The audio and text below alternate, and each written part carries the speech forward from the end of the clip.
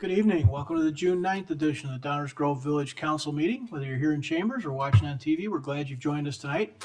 As is our tradition, we'll begin this meeting with the Pledge of Allegiance. I pledge allegiance to the flag of the United States of America and to the republic for which it stands, one nation, under God, indivisible, with liberty and justice for all.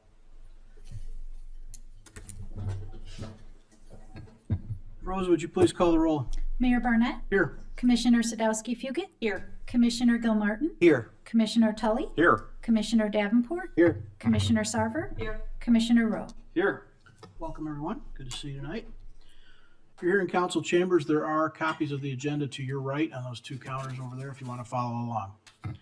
Item 3 on our agenda tonight is a proclamation. As mentioned over the last few weeks, there are times throughout the year when I issue proclamations to try and highlight or bring attention to either people or events or groups in town, things I think the rest of the community would do well to learn a little more about. We have one tonight for Garden Week. Whereas gardeners work to preserve our country's traditional spirit of independence and initiative through innovation and hard work. Whereas gardening furnishes a challenging and productive activity for our citizens, for those just learning as well as those having years of experience. Whereas gardening is a universal activity that bridges social, ethnic, cultural, and economic boundaries, and which promotes a healthy lifestyle, helps reduce stress from other areas of our lives, teaches and rewards us, and are often not instant, and can come from diligent efforts, and is an activity that can last a lifetime. Whereas gardening has a long and rich heritage in Downers Grove, as demonstrated by the Garden Club of Downers Grove being founded in 1927, when Mrs. M.L. Puffer was elected president and Mrs. H.M. Lyman was elected wildflower and conservation chairwoman. Whereas the objectives of the club remain the same today as they were 98 years ago, namely the advancement of an interest in gardening, support of conservation efforts, furthering city beautification, and funding scholarships. Whereas over these years, the Garden Club has planted flowers, bulbs, trees, and bushes at nearly every park and school in the village, as well as at the library, the Main Street Cemetery, the Maple Grove Forest Preserve, and the American Legion. Whereas the Garden Club of Downers Grove is a charter member of Garden Clubs of Illinois and the National Garden Clubs. Whereas scholarship awards are given each year to horticulture students at the University of Illinois. Now therefore, I, Robert T. Barnett, Mayor of the Village of Downers Grove, do hereby proclaim the week of June 7th through 13th, 2026 as National Garden Week in the Village of Downers Grove, and recognize and thank the Garden Club of Downers Grove for their accomplishments and contributions to our community, and encourage all residents to set aside time to recognize the work that gardeners, hobbyists, and professionals alike do to keep Downers Grove beautiful, and seek opportunities to support the Garden Club and to garden whenever we have the chance. Dated this 9th day of June, 2026, Downers Grove, Illinois. And Debbie Wilderman from the Garden Club is here to accept this proclamation.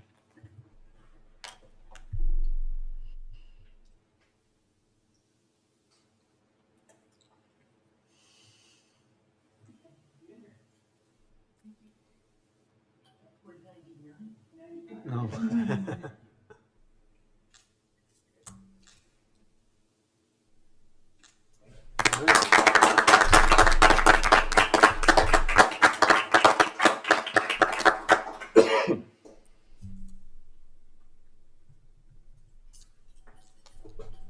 Item 4 on our agenda, minutes of previous council meetings. Is there a motion? Mayor Barnett, I move to approve the Village Council meeting minutes from June 2nd, 2026 as presented. Second. Any comments or questions from the council? All those in favor say aye. Aye. Opposed? That passes unanimously. Public comments. This is the portion of the meeting where we take public comment on items not on tonight's agenda. If you've got some for us, come on down to the podium.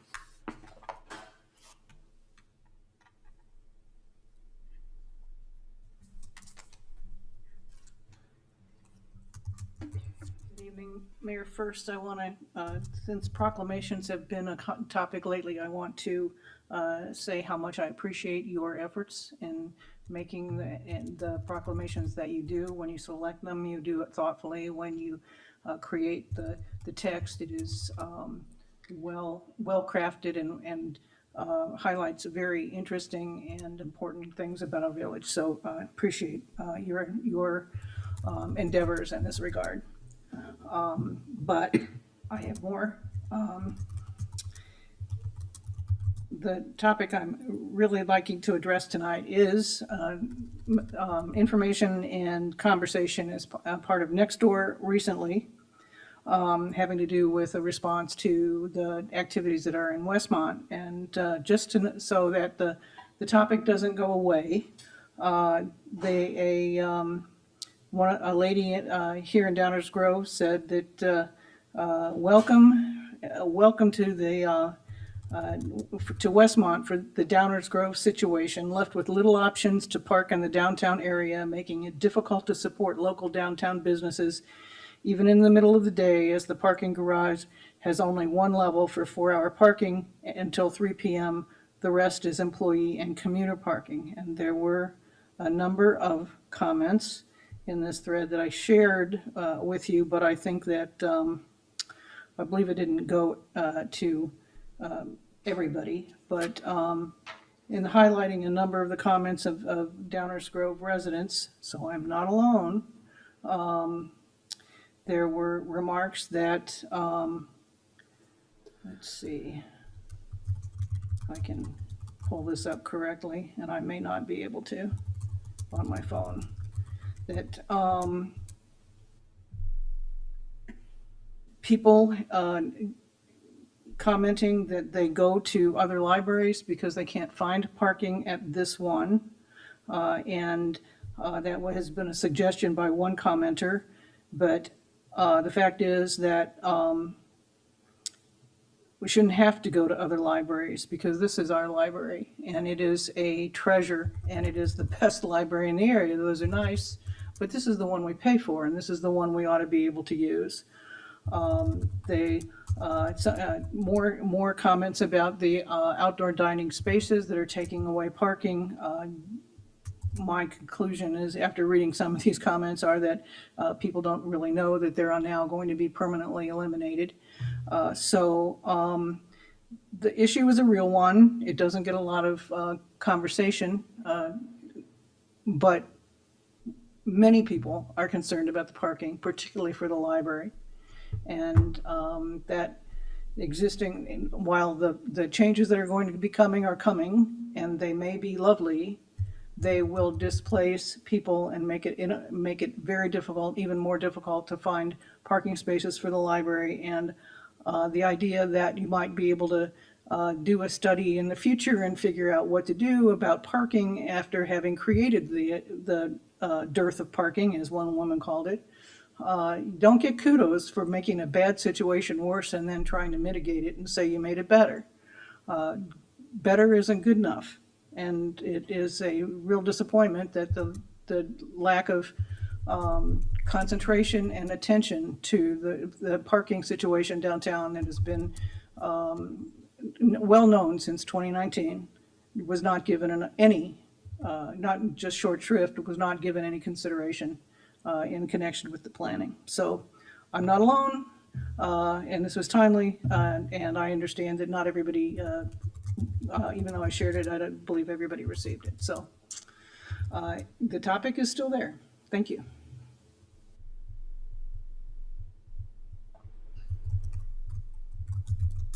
There's comments on items not on tonight's agenda.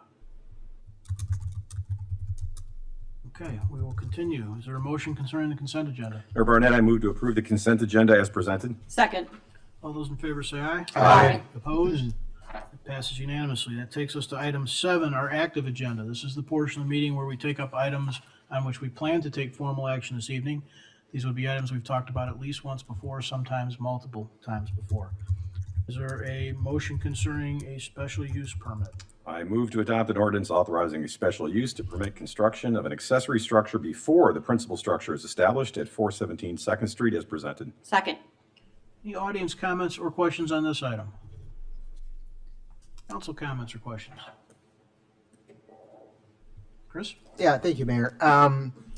So I just wanted to follow up on the discussion from last week. I understand I'm certainly in the minority here, and I just wanted to clarify just a few things that I think are important. First and foremost, I completely understand the petitioner's ask. I don't think it's an unreasonable ask. We have a parcel of land here that's been vacant for 10 years, landlocked. it appears limited redevelopment appeal. So the investment that they're planning on doing seems to address what the neighborhood issues that the vacancy has created. And I appreciate all the work in the petition and the planning and zoning committee, their work as well. I think what came of that conversation, which I think the mayor pointed out, was sort of, does it meet the standards, which is our responsibility, whether we like a pool house or not. It's more about the standards. And so I spent just a little time with that question this week. And I just want to share a little bit on why I'm still not clear that it does. It boils down to mostly number 3, which is the use and enjoyment of the adjacent properties. We have on record Mr. Briggs, who came. They have the easement agreement, obviously something we're not interested in getting involved in. But he also shared concerns about sort of the maintenance there, what the need for this access is, given that it's a pool house and everything is now running, from all the utilities are running from the primary lot into this now. So the access there, it seems unnecessary and maybe some burden on that property owner that is no longer necessary with this new building. So I think the standard 3 is still in question for me. Additionally, there is what we'll call a gateway requirement, right? That it meets the comprehensive plan. And while staff did say it meets the general theme of the comprehensive plan, they did acknowledge that it is not consistent with our future land map use. Or land use map, excuse me. And I feel like that is not simply just a technicality. I think that's an important distinction and something we should be looking at. The property in question here is zoned multifamily. We are in the process of doing an attainable housing study. I think this council has shown real interest in making sure we are doing what we can for housing inventory, and how we think about that has been much more active. And this, to me, while it may not seem, because of the past, what has been, or the lack of action on this property, it may not seem like it's a property that could be developed. I feel like there are things that we may do in the future that could make this more attractive for development. So again, I just want to reiterate, I don't think the petitioner is out of line with this request. I understand. But for me, it's just, I'm not sure I can get past the comp plan compatibility requirement. And for that reason only, I will not support the special use. Thank you, Mayor. Thank you. Anyone else? Martin? Thank you, Mayor. Just to repeat a couple of things I had last time, and not to disagree with Commissioner Gilmartin, but I just see those 2 points a little bit differently. Number 1 is on the future land use map. We're not rezoning the property, so it still maintains its current zoning, and it's in private hands. It could always be sold and developed in the future for exactly those reasons. I don't see this development, this proposed use, prohibiting that. If it did, might be a different story, but I don't see it that way. And again, this is, people can look at things differently. That's all. Just explaining my view on it. And the private easement issue, while I understand that, it truly is a private issue, and it's not this use or this special use that is going to prevent somebody else from doing something. As I understand it, that's purely a private arrangement between 2 private parties. And again, it's not something that this special use will mandate going forward, but more of an arrangement so that something can continue to happen that's happened in the past, which again is not permanent, as I understand it. So that's why, and again, it's a spectrum. I fully appreciate that, and I guess my spectrum just gets me over the hump, and I fully respect that it doesn't get you there. Those are legitimate questions. Thank you, Mayor. Mike? I have a question. The site plan shows some fencing. Do you know if there's going to be a fence between the pool house property and the property that has the pool? We'll check, we'll pull up that site plan real quick here.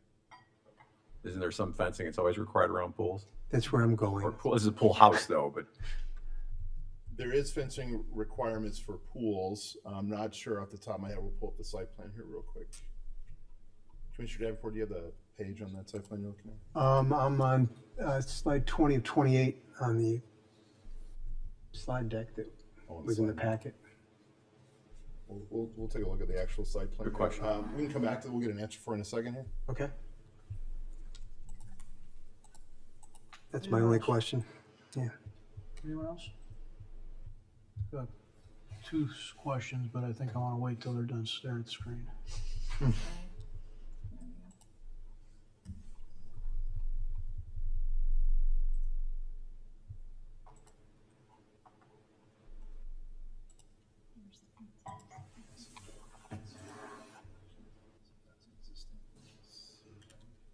It looks like the backyard is fenced. And the back of the pool house, maybe. Yeah. Yeah. I'm reading a site plan on the fly here that hasn't happened in probably 25 years, but I'm gonna rely on some old skills. I'm gonna say that it looks to me like that site plan is showing parts of the survey as well, which indicates that there's a fence there, as Enza just described, kind of going around portions of that lot in question. We do know that there are fencing requirements for pools, as was mentioned, but I'm not sure the status of that fence, whether it will remain or be removed. It would seem unusual to me that it would remain since the pool house is there to service. I don't, I Kind of remember certain during pool. the staff review and our commentary with Director Popovich, we did talk about and require the ability to connect the pool house to the actual pool and be able to Right. walk across that. So I think we may have reflected that in our Okay. notes or in the condition. So at least a section of that fence has to come out to be able to meet that. But I'm not sure the balance of the fence, whether it will remain or not. Well, so long as we have that in the condition, that's what I'm concerned about. All right, thank you. Fence, let me pull that thread a little more. Any fencing required by the pool would be kind of independent of the special use consideration. That's correct. yes. I mean, if they take that fence down or don't take that fence down, it doesn't change the rules relative to the pool itself. Right? That would, That's correct. I agree. Yeah. Okay, just making sure, I mean, Enzo, I had a question, I just wanna make sure I'm making some fair assumptions, I didn't see it in the ordinance, but there's no tie to this special use in any way to that access agreement, right? Correct. So those two parties could choose to walk away from that access agreement, it doesn't change the special use, right? Correct. And then if you, since the zoning is not being changed, if down the road, somebody thought that would be best used as a residential unit of some kind, whether it's single or multi, whatever, we would require some kind of access, right? I mean, Right. we can't do a flag lot per se, we'd have to have some sort of an access to that parcel. Right. So, Which is exactly why the easement exists today. yeah, so maintaining that could be sort of considered maintaining the future flexibility to use it in a residential manner. Mike? I think that the footprint of the building probably doesn't meet our minimum single-family housing square footage requirement per zoning. So they would, in order for this to be converted into a house, it would have to be somewhat enlarged, I believe. Just a point of information. Okay, any other questions? Rosa, would you call the roll on this one? Yes. Commissioner Tully, Aye. Commissioner Sadowski Fugit, Aye. Commissioner Rowe, Aye. Commissioner Sarver, Aye. Commissioner Davenport, Aye. Commissioner Gilmartin, Nay. Mayor Barnett. Aye, that motion passes 6-1. Is there a motion concerning the comprehensive financial report? Yes, Mayor Barnett, I proudly, on behalf of the village council, move to adopt a resolution accepting the annual comprehensive award-winning financial report of the Village of Downers Grove for fiscal year January 1, 2025 through December 31, 2025 as presented. Second. Any audience comments or questions on this item? Council comments or questions? Third. I think I included mine. Rosa, please call the roll. Commissioner Tully, Aye. Commissioner Sadowski Fugit, Aye. Commissioner Rowe, Aye. Commissioner Sarver, Aye. Commissioner Davenport, Aye. Commissioner Gilmartin, Aye. Mayor Barnett. Aye, that motion passes unanimously. That takes us to our first reading portion of the meeting, item 8 on your agenda. This is a portion of the meeting where we take up topics for discussion only. These are topics we will not act on tonight. These are sometimes the first time, or as in the case tonight, sometimes multiple times that we consider these items. Dave?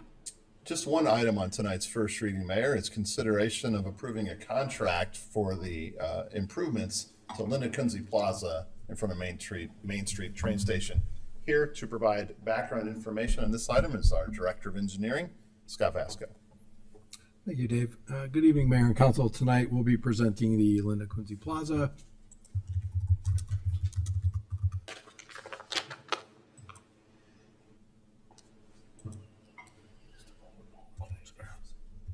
There we go. Sorry about that. Okay, presented here is, and in the following slides are a plan view of the proposed improvements of the plaza, as well as some of the site renderings that we've looked at in the past. We'll go ahead and roll through the renderings again. We get familiar with the area. Some of the improvements as we go through: new fountain, sculpture, or public art sculpture, gateway signage, new lighting, landscaping. A lot of good stuff. Seat walls, a lot of good seating, native plantings. So it's going to look great when we get done. So this project was bid in May. The village received 4 bids. Copenhagen Construction was considered the lowest compliant bid. The recommended award price includes a 15% contingency at $2,922,367.98. Just so we got some context on this, the budget for this was $5 million. So with this cost savings and the amount from the flex areas, we're at about $800,000 under budget for both of the streetscape projects this year, which is a good thing for the village. Copenhagen has done work for us in the past. We feel they're good for the job. Work is considered to start beginning of July, get it done by November, and then we'll be doing it in phases. There'll be 2 phases, the west half and the east half, so we can get access to the train station throughout the summer. I'll open it up to any questions you might have. Oh, sorry. Some of the project features again: removal and replacement of the concrete sidewalk, foundation for public art, installation of our new fountain, the gateway signage, landscaping, irrigation, seat walls. We're going to repair the existing clock, get that up and running, which will be great. And then we've got some reconfiguration to drop off area as well in front. So that will help. And with that, I will open it up to questions. Thanks, Scott. Any audience comments or questions on this item?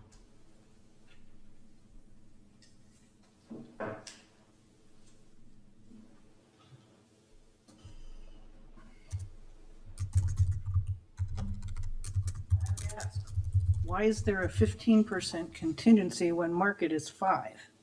Doesn't that is a whole lot of money for things that the contractor should be responsible for, and I find it really surprising that the number would be that high.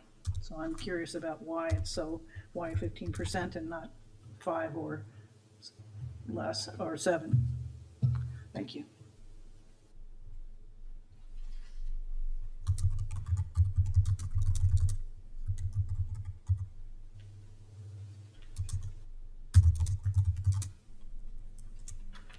Evening, Scott Richards. I'm just kind of startled at trying to justify the price for this plaza, which frankly, it needs some tweaking. But this is a lot of money, and I just look at your illustration, I thought, how did it get up that high? It's nice to hear you're going to hang on to the clock. It's nice that we're keeping some little bit of tradition in town, because we're sure losing it.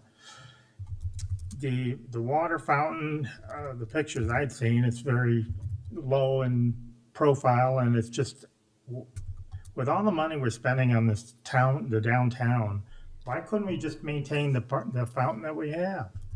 It's got more character to it than some plain, ordinary, boring new one that you're putting in. that train station, I go up there also a lot on Fridays when the bands are there. It's utilized a lot by the public. And I don't understand why we're putting this kind of money into it. It doesn't seem like it's worth it. I mean, tweaking it, yes. I mean, the plaza, yeah, could use a little, facelift. But this seems very excessive. And I just question the amount of money you're spending on it. It seems very unnecessary. Thanks.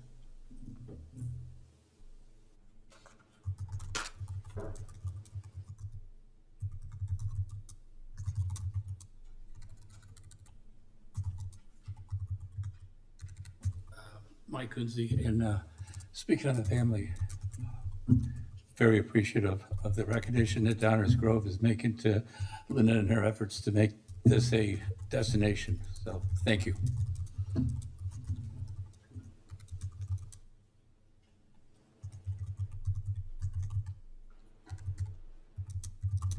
Okay, council comments, questions? Mike? Yeah, I'll start off with the 15% contingency. I know staff probably could respond to that. My suspicion is that projects of this nature, a little harder to predict what you're going to get, what you're getting into until you really open things up. And so I'm not surprised. I wasn't surprised at a little extra contingency, and typically we're looking at 10% contingencies. That's exactly so, it, Commissioner. yeah. And we work really hard to contain costs. Mr. Vasco, his whole team, we try real hard not to use any of the contingency, and that's just how we're hardwired. So it's all the things you said, and we work very hard not to use any of the contingency. But should an unforeseen condition arise, it gives staff a little bit of flexibility to keep this project moving. Appreciate that. And then, regarding price on this, not surprised to see it come in significantly under, because just like with the flexible amenity areas, so hard to, there's just a lot of moving parts, and it's really hard to exactly define the scope of work to the detail that you would perhaps with like a new building construction such as this.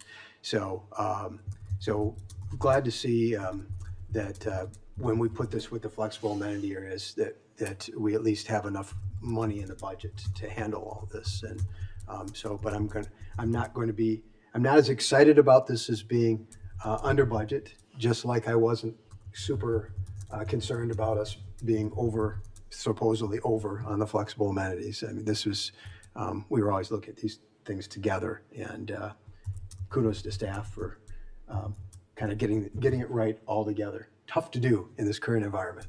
The costs are so variable, labor, materials, it's just, up and down, and everyone's experiencing it. Justifying the price for the plaza, we've been talking about this for 2-3 years. I mean, almost as long as I've been on council. This is our front door. And in fact, an awful lot has gone into making this look super attractive for good reason. I mean, people tend to do some nice things with their front doors.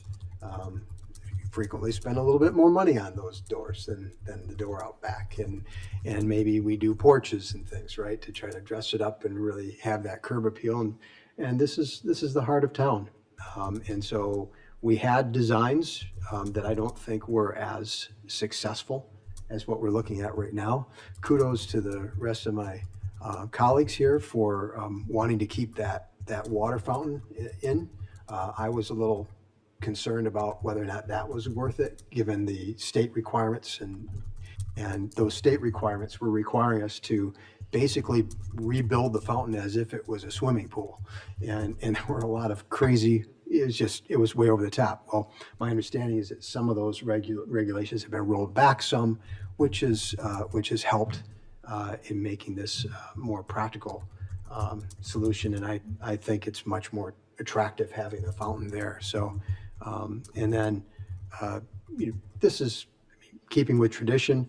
It's part of my whole reasoning for wanting some of the design, of this to be tied in a little closer to the train station. And so we look at the proportions of of the pier and the entry arch, and the posts for the columns for the entry arch, and just the overall character, the brick matching and the stonework and all of that's made to really, our staff and the design team did an excellent job, I think, of really making it look like it's supposed, like it's all part of one environment, and it's going to be great thing for us to kind of take cues from when we eventually start taking a look at what's happening on the north side of the tracks too, and really bring this all together. So I'm really happy with this, and it is a great. I think it does Linda Kunze name Plaza really a great justice. It's appropriate, and I know that she would most likely really like this too. I knew Linda. Linda recruited me to be part of the Chamber of Commerce initially, and I used to talk to her quite a bit. So this makes me feel good too. So thanks for being here tonight, Mike. So thank you, Mayor. Tammy? I just have a couple questions I need clarification for the project completion timeline. So it runs allegedly from July to November. That's pretty aggressive. I hope it works. How likely do you see that happening, considering a lot of the winter festivities start late November? And then the second question is, what did you mean by it'll be in 2 phases? So when we talk about schedule, we're pretty confident we can get it done. The plan is to start right after July 4th. We've been in talks with the contractor already for this as well as the flex areas. They don't see a problem with the schedule for either project, so we're confident we'll get it done. And when we talk about phases, basically we're going to build the west side and the east side. So we'll tear out and build one side at a time, east and west. And so we'll keep half the plaza open so you can access the train station, do the east half, and then vice versa. Oh yeah, that's good, because that will then alleviate some of the issues with commuter traffic, with traffic. Correct. Thank you. Anyone else? Martin? Thank you, Mayor. Question first, and that is, I've asked this before, but just to confirm, the dedication plaques that are currently in the plaza will be preserved and replaced and will be rededicated at the appropriate point in time. That's terrific. I am also thrilled that this is substantially under budget. When Linda was the head of Downtown Management Corporation, she was expected to do an awful lot with very little, so she'd be thrilled that this is coming in so much under budget. And my last point is that's a very good thing, as Commissioner Davenport mentions, because we still have the north side of the tracks to do. This is just the south side. But spoken like a true South Sider, of course, you're singing the praises of the south side of the tracks, but the north side is looking forward to some substantial improvements to that side as well, because our front door has 2 sides. Thank you. It's like a corner lot. Any other comments? All right, I'll just add, I'm fully in support of this, and I would say, as a reminder, the fact that it is used so often is part of why we're doing it. The truth of the matter is, our downtown, whether you want to call it the heart or center or whatever you want to call it, it's got, stroll around on a Friday night. And that is, as a little bit of a sidebar, Linda had a lot to do with making that happen, which is why we named the plaza we did. But that great activity, it doesn't matter whether it's this plaza or park benches up by Dooley or curb cuts, they get beat and they need repair and replacement. And when you do that, you think about whether you ought to do it a little different or a little nicer each time. It's not, this group up here is, there's every evidence in the world for the last 30 years before me that the group of people that sit up here are pretty frugal and pretty thoughtful about spending money and they spend it as though it were their own. And that's exactly what's going on here. And just like my 1857 house now actually has air conditioning, that's probably not a bad thing. It's super expensive. But it is the type of thing people should expect, that your community, if they're doing it right, will reinvest and reinvest and reinvest, because the very use itself wears stuff out and tears things up. And then when it's time to do that, there's always the question, could I do it a little better? Could I do it a little nicer? Would I do it a little different now that I see how it's used? That's what's going on here. This is an excellent project that makes all the sense in the world, and I'm glad we're working on it. Anything else? Yeah, Mayor, I would say I'm also in full support. I didn't have any questions. We've seen, I think, a lot of these drawings in the different iterations. This looks very consistent with what I think captures what we're looking for. I would just say, when we repair the clock, let's make sure we repair the clock. Save the clock tower. Save the clock. Yeah, no, I think this looks great. Great work. Thank you. Okay, I think we're good. That ends our first reading tonight, Mayor. Thank you. Item 9 on our agenda is the manager's report. If you're sitting here in council chambers, you will see that we have a little dinner table set up at the back of the room. We are going to move back there for this next portion of the meeting. It just sometimes fosters a little different conversation when we're set up like that. Do have a funky little request. If everybody who's in chambers would give us 2 or 3 minutes outside chambers, it just makes flipping the chairs a little easier and a little more comfortable for everyone. So give us a couple minutes and come on back in. Dave, we'll put this back in your capable hands. Thank you. We are having a continued discussion of the priority action item, enhance engagement of boards and commissions. Tonight, we're actually going to have the council identify the recommended actions for the balance of this year and for the years to come as it relates to how we engage our boards and commissions. This project, a priority action item identified by the village council, has 5 key objectives. Increase the use of boards and commissions by referring additional items to them. That was the second one. Explore a formal role for boards and commissions as part of our long-range planning efforts. Strengthen the relationship between the village council and the board of commissions, and expand our recruitment efforts. This is our fourth council meeting on this topic, on this project. You may recall that we started back in February with a review of our current systems and engagements. We actually reviewed the responsibilities and the roles of each of our existing boards and commissions. We talked through how many meetings they had in a typical year and the topics that they undertook. We, at that point, reviewed key operating concepts as well, how we've been operating for the past many years. And over the course, starting in that meeting to the next 2, each village council member identified ideas for actions that they think might help us achieve the objectives in this project. I do want to mention that a pretty robust PowerPoint slide deck is in the agenda materials. If you're interested in following along at home, there's a handful of slides. It's just a collection of the 3 previous presentations for the most part, and a couple of new slides that might come up tonight. I see the council members have hard copies in front of them as well. So with that as a background, tonight what we'd like to do is go through each of the potential actions. They're here on the whiteboard. They're organized by the 5 objectives. If they look familiar to you, it's because we tried to capture what the council has said to us in the public portion of this project. So what we'll do here is I'm just going to walk through each of them by the category here. And if you, as a council member, think this is a good idea and want this particular action item to be included for final consideration in the final report, just let us know, and we'll mark down who's saying, yeah, that looks like a good idea.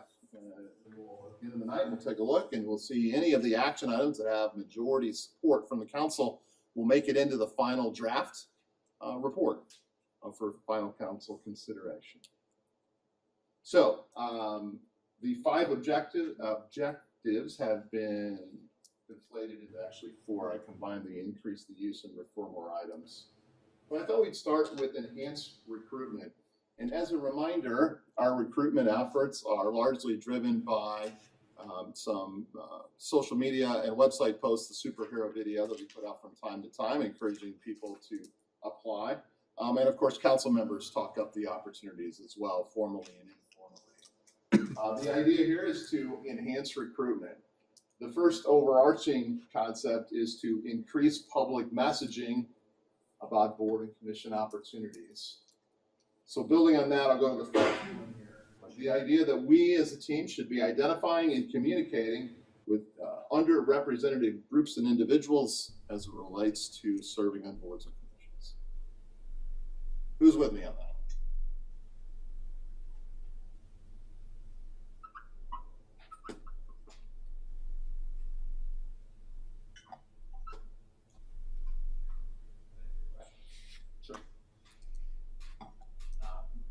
there's a predicate to that, which is identifying groups that we think are being underrepresented, and that can be defined in a number of different ways. So I'm perfectly fine with this, but I think the devil's in the detail, or God is in the detail, depending on how you look at it.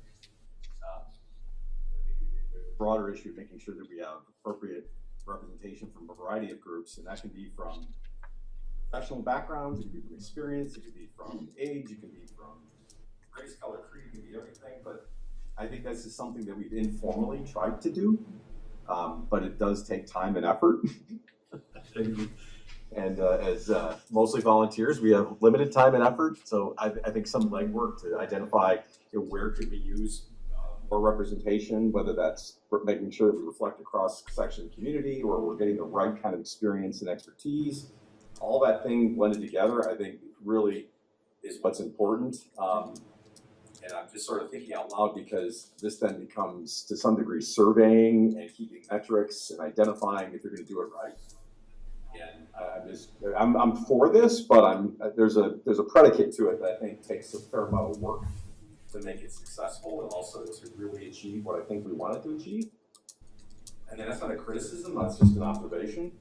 And I'd love to see, because it's going to be people probably other than me, they're going to be doing this, how we identify that so that we can make sure that we are identifying, communicating, and actually recruiting underrepresented groups and individuals, defining what underrepresented means. I think that would be the end goal, but I don't think that the goal has to be that lofty from the start or that scientific. I think just making the effort to reach out to groups that haven't presented themselves to us, and now with ways to reach people, it's a good first start. So again, maybe the really set model of how to do it with people on it everywhere might be down the road, but I think a commitment to this is extremely important, considering what we see in the faces we see that show up for everything. Yeah, and I know we had a discussion about just by starting off, just engaging some of the nonprofits and some of those groups, right? Sure. And at least make sure that we're kind of reaching out to different, what would normally be different demographics, whether that be, the historical folks or environmental, or, exactly, yeah, use those first, and then hopefully eventually we can kind of build this structure over time. Yeah, I agree. Yeah, I agree with what Tammy said, although from maybe just a little different angle. I think simplifying the underrepresented group to start is probably something that would make this actionable. So in my mind, it's north side, south side, 1516. How is that represented? Those kinds of things that are just very easy to uncover and understand from the mix we currently have and what we might be doing. If there's an imbalance there, it might be a start. I think the nature of this is more looking for groups that are maybe not represented in the people that make up those groups. I think a way to start would be to look at something that's a little more simple, and that allows us to get thinking about that in a way that's more systematic. I like that a lot, because simplifying it such that it can actually be implemented or operationalized, I think is important. That's kind of what I was getting. You said it more eloquently than me, but that's what I was getting at. Let's make sure we define the issues so that we can actually achieve goals. I don't like the underrepresented part at all. Because just to take 60515 and 16 as an example. Yeah. Let's just say, for the sake of argument, 85% of the members of boards and commissions are 60515 residents, okay? What does that mean then to try and target? You just do mailers to 6016? Do you only reach out to the PTAs in 6016? That doesn't feel right to me. There's no sock thing. I am all for identifying. I'm thinking more almost like the work Heather did to get started, like identifying what are all the groups. Right? So we can start listing all the groups, and then, but I don't know that we're diligently chasing any of them. I think that I'd like us to identify. What we probably have 200 groups in town, and I am saying to them, let's intentionally go tell them about this opportunity, ask them to participate. It's going to radically broaden the cross section, radically broaden the pool. But if you say I want to make sure I get 60516 people, in that for a minute. I want to make sure they're all aware. But I'm not going to think that we've succeeded if we have a certain mix. Yeah, and I maybe I should be a little more clear. I understand that concern. I think from my perspective, as a marketer, right, I think we don't have unlimited budget. We don't have unlimited capabilities to connect with all of these groups. I'm just thinking, what are the ways that we can do it in a practical way? And so I think that it might be more important to target 1.6 if 1.5 is overrepresented, because I think that goes right to the cross-section of the community. I think from my perspective, that there's a lot of issues that I've heard from people from 1.6 that don't always align with 1.5. And so I think there are different challenges, different perspectives. And so for me, I was trying to think of a more practical way of attacking it. Yes, there could be 200 groups. We're not going to be able to create 200 targeted messages to speak to all of those groups. I don't believe. Maybe not to start. Maybe not targeted message, but intentionally going just even the message. Something way more than what's happening now. I think we're missing the point. I was looking at this more as people that are afraid to speak up. We sit here from a place of privilege, right? We're white, middle, upper class. We don't have a problem coming in and doing things like this. You know, there are certain groups that truly feel uncomfortable and don't feel they have room in the public space. And I truly believe those groups are the ones we need to identify and reach out to. Like marginalized communities, and we do have them. We may not have a lot, but we do have marginalized communities. And Martin's point, I'm surprised that we existing roster. There's a presumption here that we're not doing this already. So could you, and I didn't see in the material where this was maybe spoke to in terms of current engagement process. So how are we doing some things like this already? And You know, our recruitment efforts are really limited to trying to get people to fill out the online application. And we do that primarily through social media and our website. And our most recent vehicle, and it's been a good one, has been that superhero video, which seems to connect pretty well. But as far as do we take it a step deeper, or are we doing some sort of analysis, or are we to know that's not? so would the expectation with this somehow be that we, like, now staff is going to take the time to identify and contact groups, and who's deciding, you know, who's keeping track of that list, and what happens when a new group forms that, you know, in another year and somebody else drops off? And Yeah. I mean, conceptually, this sounds like a great idea to me. I'm also a little caught up in the how. Yes. So, and I just have to say something to Tammy's point. Let's be very clear. This is about expanding the size of the top of the funnel and putting things in the funnel. Right, What comes to the bottom of the funnel is up to us. Yeah. So what you just said, that lives at this table, Yeah. right here. What we are talking about is filling the top of the funnel. The rest of that is what mayors have done in the past. That's what village council have done in the past. That's the responsibility of this group, because we're the ones that do the interviewing, the appointing, and the voting.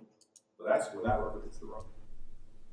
As far as the how we would do this, you know, first of all, all the council members know this, we have an outstanding staff team, and we work in a really collaborative manner. And so people on our team, like Heather Lippy, for example, our social worker, would probably play a big role in this because she works in a lot of areas, probably has a better connection to some of those groups and individuals. She might have some ideas on the how. Without the benefit of presenting this idea to the staff team, I can't tell you how we would do it. I can tell you that if you told us to go do this, our staff team would figure it out and achieve that goal. I want to make sure my comments aren't taking away from what Tammy's thought on this was. So I think that's important as well. I was speaking about it more broadly, but I think that's an important point to make, that there are underrepresented communities or pockets in our village that are not being communicated to. And I would say, social media isn't talking about that. So, Right. and that's a more broad communication channel, discussion anyway. But, I was more thinking of sort of filling the top, as Martin said. So I support this in Tammy's vision as well as my own. All right, related thought that came out of a previous meeting was the idea of doing what we have been expanding in other areas already, which is translating and recruiting materials into multiple language to better connect with a variety of groups and language speakers in our community.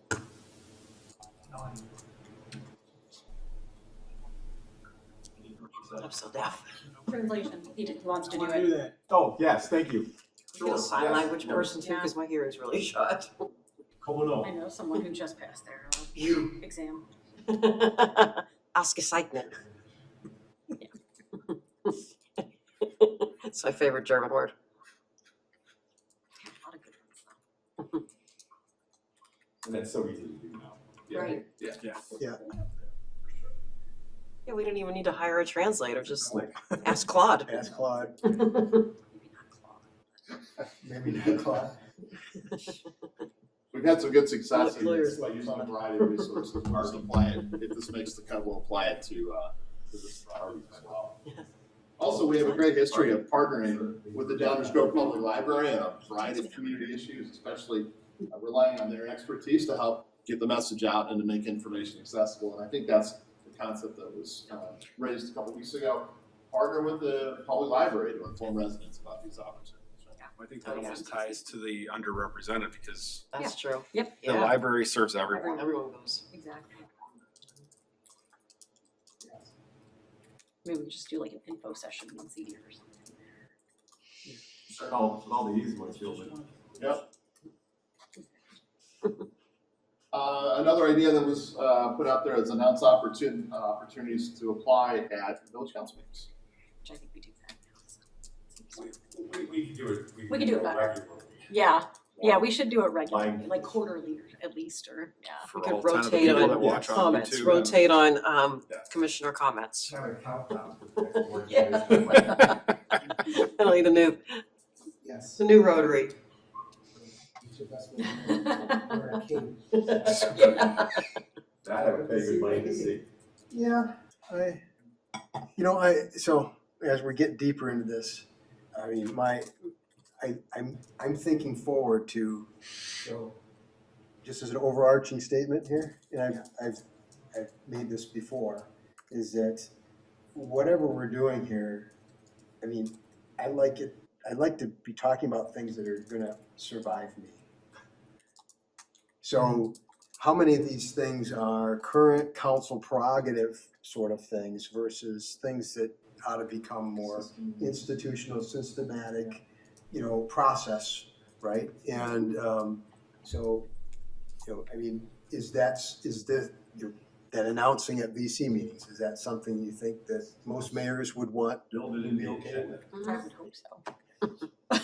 Yeah, We're just talking about trying to do it on purpose regularly. It's been Yeah. done by Yeah. every mayor I know has done it. okay. It's just a matter of really actually doing it. Yeah, So this somehow gets written somewhere Yeah. as something that the council's regularly doing. probably in our governance discussion. We're just adding to that, probably. Yeah, we should be. I agree, Is there a way to tie that into, because starting it says bearing in. tie it into coffee with the councils when we're standing out at the train station? Say anything about it when you're standing over a cup of coffee. Man, It's a secret. I think that's part of probably the That's what I was thinking. engaging I in feel like it informal was, yeah. conversations with residents. I think that includes coffee with the council. I'm looking at the next one, the press kit, but it's almost like, is there something we can create that we just pull out when we're at coffee with the Yeah. council that also is informative Put that it on the table. half people walk by and go, oh my God, I didn't know that existed. What a great segment. I'm gonna turn that one back over to Commissioner Gilmartin. I think it was one of his comments before. It's a good one. Yeah, we're talking press kit? Yeah. Yeah, I think, just from my perspective, being able to easily electronically, it was initially my thought, hand off to someone who I think might be good or has asked me what it's like, and a package that sort of encapsulates in a way that is easy to understand, kind of lays out the land, rather than me sort of just describing it, which I typically do, but I hope I'll get that. I think any sort of a pamphlet, I think Coffee to Council would be good. Yeah. I agree with that. That ties right to what you were saying, Mike, too, because that's something that will survive the councils, where you create that thing that is informative, simple. Yeah, I mean, we're getting way into tactics, so but I think you have to spur something. Yeah. I mean, you're not just having them at the table, but a sandwich board that says, ask us how you can help the village, kind of thing. People are walking by. Yeah. Or even potentially down into the farmer's market. But just something that can be easily provided to somebody that lays all this out, because I think that's important. No dogs ask me about boards and commissions. We got Chris and Rob so far on this one? Oh, yeah. No, yeah. Yeah. Nope, just those two. They'll be busy working on press kit. Yeah, we'll wear sandwich boards out there. Oh my God. Listen to my boards and commissions. Oh my gosh. You can totally stand on a soapbox, you'll get you an old soapbox. Hear ye, hear ye. The next major bullet point under this concept is enhanced board and commission members' participation in recruitment efforts. The first idea here is to publish board and commission member video testimonials. So this is something that there's a number of different ways, different flavors of this ice cream, okay? I mean, so one way would be to, and I thought this was easy, you have them come in, they do a 5-minute thing with Doug, and you have it just roll and people can watch it, it can be part of the press kit, you can link it, you can use it for a million things, that's probably the easiest thing to do. But there's other flavors of this ice cream, such as encouraging and making very clear to board commission members that one of their expectations, which I don't think this is written anywhere, is that they should keep an eye out and recommend to the village council or recommend that people apply, recommend it to us. That should be something that's just in their orientation, that's simple. Give me a name or two. So I'm not even sure that they even are aware of that. And then whether we do something like a job fair, but a board and commission fair where we have little tables and people come in, instead of the coffee of the council and someone can walk around, what is the Stormwater and Floodplain Oversight Commission? That's a funny name. I mean, it's, those all have varying degrees of work. I'm a fan of let's do what's easy and effective as opposed to little rascals putting on a neighborhood show to raise money to. So Woodbridge does a annual invite where they have several governmental bodies do they still do that? Do you guys know if they're still doing it or not? I'm not sure. They used, so I knew about it because I was, District 99, so we were always invited as, to take a table and do a presentation as well. And so basically it was a way for residents to familiarize themselves with all the different governmental bodies that they're dealing with. So I could see something fun like that. It would be fun, but then you've got to get people and scheduling, and it's more time. I get it that it sounds great in my head, but let's do things that are simple and you can actually implement them and operationalize them. And I think that's what we got to focus on. And less work for staff. But the testimonials are easy. Somebody does it at their schedule. You can make it part of the press kit. Right. And then the other thing I was think is thinking that probably would more go in the press important else is just making sure that it's in sort of their expectations. Yeah. That you should be keeping your eyes and ears open for friends, neighbors, and people that you think would be good for your board, and then encourage them to apply. That's another way to get to underrepresented groups too. Which is actually the next on the list. Engage board and commission members to engage in informal conversation with residents about. Right. Yep. And that way, somebody asks a question, what do you do? After they answer the question. Right. Person sits on the board. Exactly. Definitely me. You're not being counted. Stand up and be counted. Oh, I'm counted. He's civilian flyers. There we go. Up on the board there. Good. Okay. Village council members engage in informal conversations with residents. This may already be happening. Right? Yeah, for sure. Sadly, I mean, yes, we do. Yes, definitely. Another idea that came out of previous discussions was encourage applicants to submit resumes or CVs as part of their online You mean as an alternative to the Please. current just? Well, That says nothing. we're saying addition, so Yeah, when they yeah. do their application, Yes, to definitely. just request it, you put the little button there where they can just drop it in and they. What is, Especially for the most people people that, have something. and list like half a dozen things they're interested in serving on, and. Yeah. it's And then we just- have no idea, yeah, but. There's nothing. Then you're on LinkedIn trying to figure out what their background is. Exactly, so Exactly. I'm going. I mean, I think it's as simple as a sentence. Please provide a Doing. current CV or It resume. doesn't have to be an official CV. Just please, just Tell us a little something. bit about your background. Yes, Give us yeah. something. You're interested. Give us Yeah. something to go on. what about a questionnaire? But if you, Set an expectation about what information they give. us. Exactly, yeah, yeah. maybe even just a, this would help us, you know, something that's Is it almost. fair to assume everyone has a resume? Honest. I think for these, It doesn't have to be a formal thing. Yes, there, yeah, But but just kind of the expectation that we want people to put something down. Yeah, Just because we have a variety of different levels of response to the online Yeah. form. right. Yes, Yes. some info, yeah. I have a family in town. I don't wanna get too sidetracked here, but I just have a question. What is our, application or applicant retention policy, like? Good question. What does that look like in terms of how long we can keep it? Oh. We've been keeping them active for a 3-year look back period. 3 years. Do they know that? Yes. Okay. Yes. We check in once a year, right? We do check in. Are you still interested? We check in with all applicants every year. That's the idea, especially when they hit when it comes up on their 3rd year. Right, you still want to be in the. We kind of go through, and a lot of times, like, we'll look and check some stuff, like people move out of town, sometimes. Holds the record for being in the pool the longest. No, just kidding. Oh, No. no. Did you just ask that Right question? after they get appointed, that's always fun. But that's been a practice that varies over the years, Commissioner, but 3 years has been used for the last handful of years. Okay, I think I saw everybody on the council with that one. Yeah. Adhere to the appointment schedule, which calls for appointments to take place in August. So that's a, As much as we Yeah. can. that's a That's- council yes. thing. Yeah, that is It's us, just, yeah. we know we're supposed to. Yeah, Sometimes just it's difficult, Life gets in the way. right?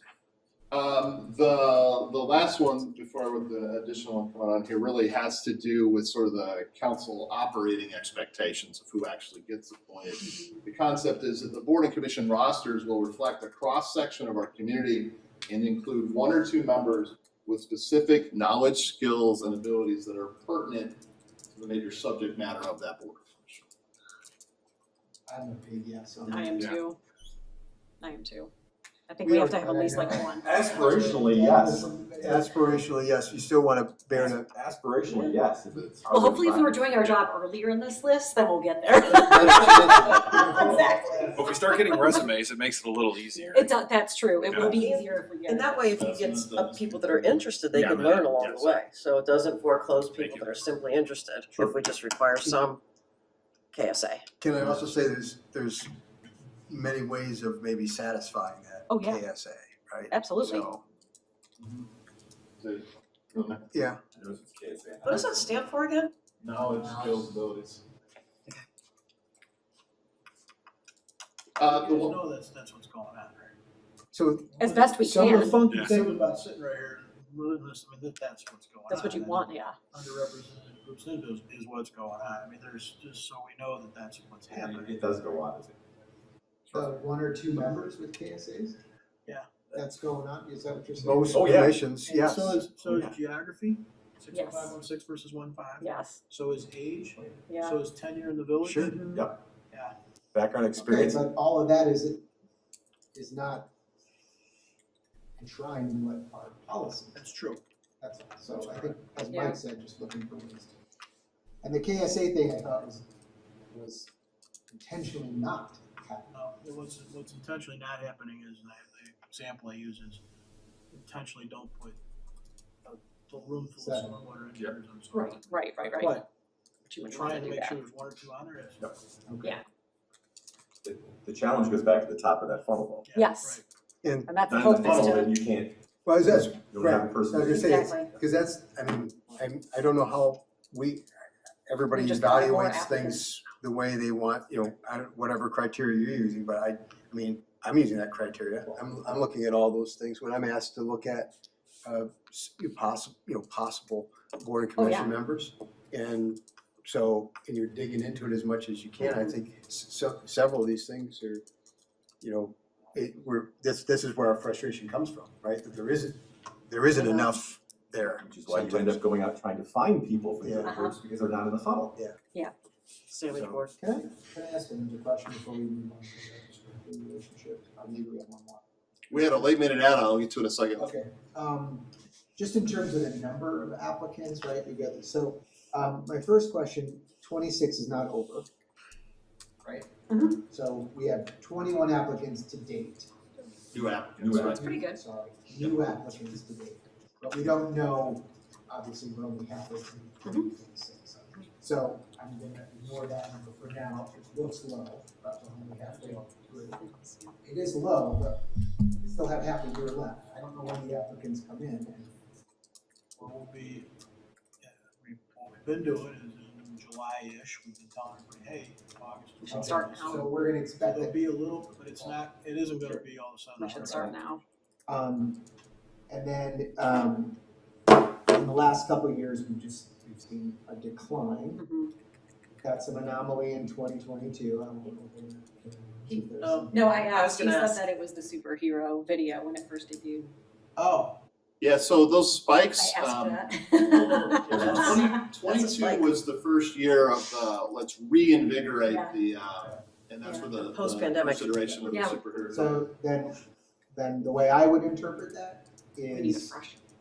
fresh creative. Because look you get a result. Yeah, I mean, it's something we've done, it's proven, just mix it up every it's a year. proven result. So, And then what's also not in here is the total candidates that are still in the 3-year window. We get that. So, just I think, just to look at like the drawn numbers for me would be helpful.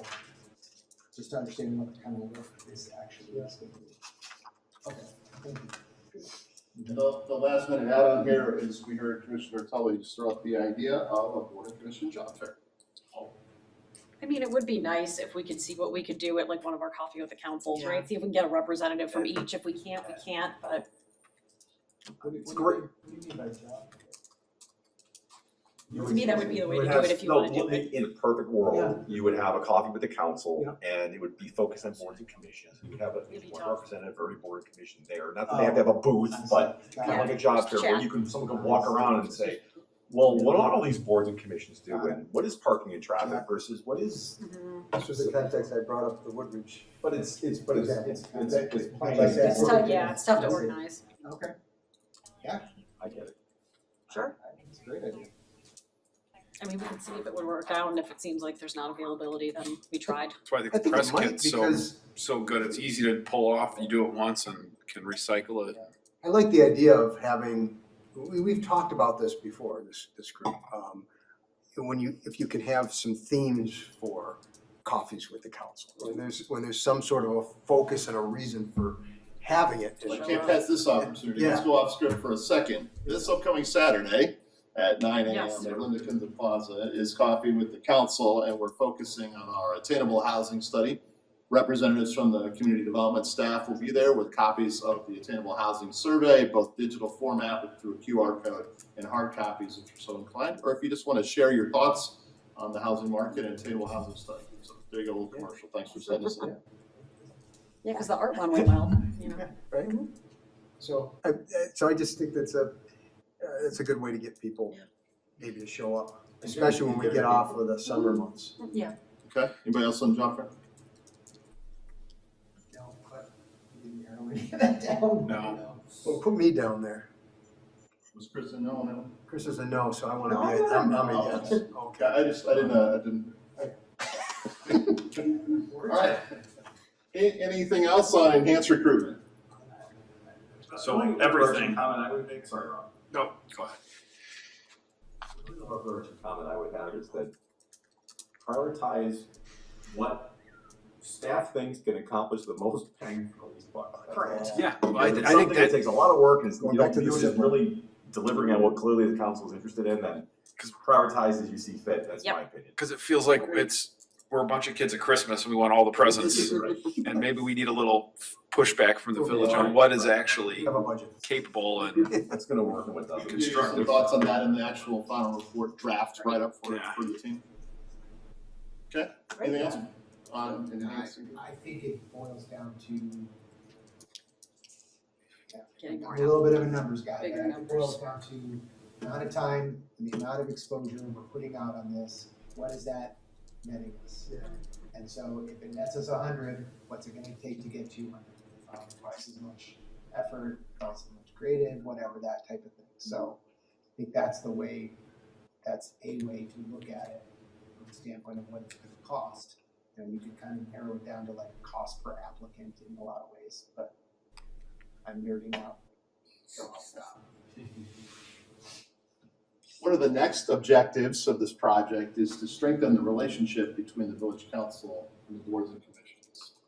And the first two we already do to a large degree, but it did come up, so I guess I'll say continue to and or emphasize establishing expectations about two things. The roles and responsibilities as a board and commission member and that of the actual board or commission you sit on, and the expectation about how often you'll meet and what it takes to be on that. So we already do that to a large degree. Yes. So both of these are all. Yeah, that was easy. Okay. Establish village council liaisons to selected boards and commissions. If we were to do this, here are some of the things that liaison might do. Attend one meeting per year. And while you're there, explain how the boards and commissions are contributing to the greater work and output and results of the village. Another idea that came up was participate in an after action discussion. So we'll back up to the larger bullet point and open it up for discussion about the establishment of village council liaisons to selected boards and commissions. I'm withdrawing my support of this one. I'm not gonna support this one. Yeah, I was gonna say, the only thing that I'm interested in is potential participation, like having after action discussions, but just Yeah. more making it an option of, do you wanna talk about how that went? And see if someone is That's not a available. subset, that's a- No, yeah, to me, that's different, not a subset. cause I was, didn't really wanna do. So what you're saying, Leslie, kind of goes along with the next one, meet informally. That is correct. It's more of just like, if people feel like Wants- expectations yes. were missed, Some of Yes. us- maybe we should have a council member just kind of have an informal chat with them and kind of see So it how we looks like better operate. this one didn't see a lot of, let's do this. 'Cause we're kind of covering this in some other areas. I don't do it informally. Yes. I would rather see it informal. Mhm. I remember right. Yeah. Martin, you Yeah. said too that we Yeah, used to do this and it informally on an ad was, hoc basis. Well, there's a reason why we don't still do it. yeah, the historian said we did it and it failed and Well, it Because didn't some- fail. It failed because yeah, we didn't have we time. had limited Yeah. bandwidth and we Yeah. just don't do it. Yeah. Same reason we show up to council, but about 65% of that Yep. is elected. Yeah. Right. I would just say, it does, though, I think since I've been on the council, I have felt a bit, like attending any meeting of a board and commission, especially on something that's gonna come before us, can be a little dicey, right? We're sort of getting there, and so I guess I would just wanna, although I find myself watching what's now available, so that's super helpful. So maybe it's more of that, but that more helps me than I think helps the boards and commissions. Yeah. So I guess all I'm saying is, if that's still the consensus, that it's not a great idea that we put ourselves in those rooms. I like that, Chris, because especially when we know something hot has happened, and then to watch it after and not have been there when it was going down, Yeah. I think puts us in a better position to Yeah. evaluate. Yeah, and even if this does somehow get legs, that idea of like, for example, not attending the planning and zoning commission when you know that would still be a practice we would arrange the liaison meeting to be on a non-agenda type. All right, anything more on this potential idea? Okay. The next one is village council members to meet informally with board and commission members. And I added the concept that Commissioner Sadowski-Fugia was just talking about. That might include an after-action discussion about a previous board and commission. So village council members. Well, I think it's a little bit different. If I understand this, this would be more organized, where we collectively say, okay, let's, somebody, not a liaison, but Yeah. someone who's just gonna go meet with that board and maybe be a welcome committee. So it's not the mayor having to meet with all 15 boards and commissions. But maybe at the beginning of an appointment where new people are on, or whatever it is, that a village commissioner goes there, not when there's a meeting going on, they doesn't have to stay for the meeting, but just like, hey, thank you again for your service, we just appointed you, want to let you know that, you know, the village council's, our doors open, blah, blah, blah, blah, I'm here on behalf of the council and Mayor Barnett or Mayor whoever, and that kind of a thing. And then there's the after action item, if we can collectively think, yeah, you know, that probably didn't go well with our expectations. We can say, somebody can go and have that talk. My point is, it doesn't always have to be the mayor. Right. But it's the council who's sort of organizing, it's not, I don't mean informally as in I run into you at, you know, Panthers football or something, Denny's. Is there a Denny's? Is there a Denny's? Where's there a Denny's? Baked apple? Denny's. I wanna, Baked apple, final answer. I wanna make sure we're capturing this, because I think I heard one concept is village council members to meet informally with boards and commissions, like go to a meeting. Whereas I think another concept was village council members as individuals to meet informally with individuals who are serving. That's what I meant when I asked the question. Yeah, that's, so the latter seems like a potential change or intentional step by the group. Right. Just meeting informally. So I ran into a tap member at Dave's Hardware store the other day, he was talking, and that happens all the time. Yeah. Well, and there's people that we know. Right. So we ask, I'm sure we all talk to each other. So I'm gonna go with this. The current thing on the idea on the table is village council members to meet informally with boards or commissions at their meetings. Or before the meeting, not Yeah. necessarily Yeah, sitting yeah, there in yeah. a contentious Right, meeting, but right, sort of right, like a, so literally what I had in mind is a sort of, at the very beginning of their term of the new, you know, whatever, September, after the appointments, somebody goes, and the only reason I'm saying village council, because this would be something the mayor could do, but the mayor shouldn't have to do that to 15 boards and commissions. The mayor should say, yeah, Rob, you go to it, or Melissa, you go to it.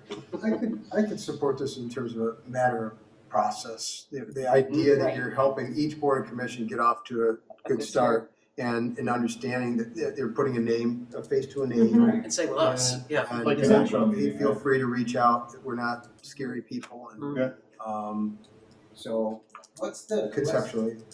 I think I could get behind it too. I guess I'm just wondering, what's the goal of that? Which is what I was, that's why I said, Personal because I don't see. There's it as no the- connection, beyond what I and said. that will help with the alignment of expectations It's of those demonstrating boards, and because if they have relationship. somebody that they could go to if they're unsure about what their role is or whatever, right, then they can at least, because most of us know somebody on the commission, but not everybody on those commissions necessarily knows somebody on council, so it would kind of just be one of those, okay, And now I I have a love the friendly idea. face where I can run by, is this my purview or whatever, yeah. I love the idea of like September, it's a gratitude, thank you for Yeah. for serving. Here are ways that you help us, and I Yeah. totally get. And then reach out if you ever have any questions, so Well, now but- they have a That face that doesn't they can feel go to. informal to me. That's Right, where I was think just- I'm yeah. coming from. Yeah, Which, again, I don't No, you're right, No, but yeah, you just yeah, yeah. asked the real super formal Yeah. thing, so this is sort of like the quasi formal. yeah. So now the idea is village council members will meet with boards and commissions on a prescribed time for intros, thank yous, connections. Yeah, something more than informal, but not Yeah. a liaison. Right, And right. like on an availability, because there might be a week where two people who have nothing to do, so the formal model would be hard, because it would be hard to say, this is the meeting you need to go to, Right, and you're assigned to this group forever. But if this is something that you can pick and choose people from based on availability, it still has that formal element of being there, yes, but it doesn't tie us to another extra role. But, so I'll play a little devil's advocate here though, because I can see, right now, everything's wonderful and peace and love, right? But what happens when you get a different political environment or have you? Is it gonna be worse Could- than now? Yeah, could you see where council members might use this as a cover to basically try to influence members of boards and Then commissions? that's on the council to police each other. I mean, that's That part was of our dark. governance expectations are that we hold each other I accountable. get it.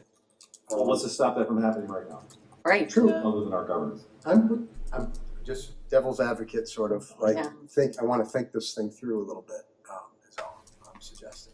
Yeah, no, I think that needs to be part of our governance. Yes.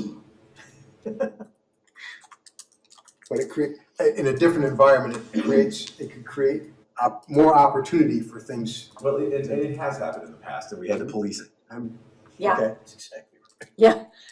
Well, I was hoping maybe our experienced members here would maybe. Yeah.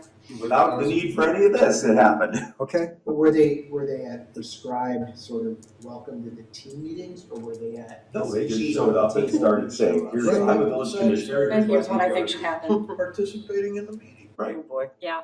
Or Yes. influencing You're in my chair. individuals. Okay. Wow. So we got Leslie, we got Tammy, You can have we it. got Chris. I'm having PTSD for these flashbacks. If you, You're gonna be that one. if you don't have any reservations. Okay, Can't do the policing. the next idea that came up in the past couple of discussions was to provide updates to boards and commissions. This was capturing the idea, somebody said, give a copy of the e-news, somebody said maybe a newsletter, maybe some targeted messaging and formal communication to the folks that serve on boards and commissions. Info about what? Yeah. Just in general? General village goings on, I believe. I feel like we don't, I don't think we need this one. Can I write it? Meeting minutes are published. Send them an e-newsletter, make them write a report. I like the inviting them to us better than Yeah. the Yeah. of us giving them Yes. some. Yeah, I'm not, I don't think that's gonna accomplish much. I love this idea. okay.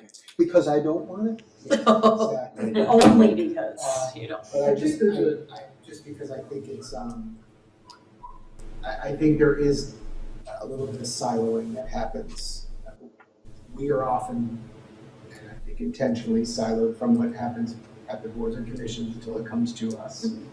That causes some challenges out in the wild, right? With papers and residents and people asking questions about things that we haven't even happened before us. But I also think, I do think there might be some helpful context that could be provided to these boards and commissions on the things that are on our plate that may or may not inform how they view their decisions in a bigger picture. So I'll stand alone and say this is a great idea. I think there's another benefit to it. I'm trying to, a little bit challenged for how to say this without saying it poorly. One of the reasons it's under strengthened relationship is because there is some people that have served on board of commission. There is a certain, I think we hope for, and I think there typically is, a certain sense of higher level of village comes versus appointed. For some, that's an important thing, right? Just the action of it. So if you give them some information and it's given to Under Commissioner Davenport, I just think there's a possibility. I don't think it's a lot of burden. I think there's a real possibility that it strengthens the relationship a little bit because that person just feels a little bit more like we think they're important in the process, even if it's not, because they're going to get that for their agenda, right? And all this stuff. But hey, we think you're part of this organization, even if it's slightly recycled. It still is different as delivered. Chris Martin, the Services Committee member. It's different. So what is it? I don't know if we know what it is. It's some stuff that's up there as examples of where you might pull content, so that you weren't doing it only once a year. One of my questions, if this does make the list, is are we taking things that are already existing and making sure our board and commission members get it, or are we trying to do targeted news to boards and commissions? I mean, I'll just go off of my real world example, okay? So monthly, I look at all of the items that we've discussed. I summarize those decisions. Now mine's a little different because it's my individual list, but and just kind of inform the people who subscribe to it on kind of what's going on in the village in a way that I've received a lot of positive feedback about it. It's just another way to make folks aware. It's an awareness that is what's going on that I feel can be pretty powerful. And so when we're talking about, as the mayor I think is alluding to, sort of engaged members of our community, like nature being boards. Yeah, I think there is sort of that, not inside information because it's available to everyone, but there is an attention to it that I think would make me feel more. I was on a board and I received sort of a newsletter that's specific to my group as a member of the boards and commissions. Yeah, I would feel more connected and I probably would be more engaged in other things other than just the board that I'm engaged in. So these are targeted to individual boards? Not specific, just a general boards and commission giving a sort of a general things of decisions we've made, things that are, I don't know about so much about what's coming, right? That Yeah. always feels a little wonky. Yeah. Because who knows? Because it's not here yet. But maybe more of what decisions were made, how we, Information about village council actions. So you could do information something, about village council. call it the B&C Bugle. Think of it as an electronic newsletter that you set up an agentic AI, just take our meeting minutes and craft something that's X number of words, and it's just sent to board and commission members only, and it doesn't say anything that isn't already out there, but it makes them feel special because they get an email. Digestible, it's. And it can be done Also- automatically without any human intervention. Add me.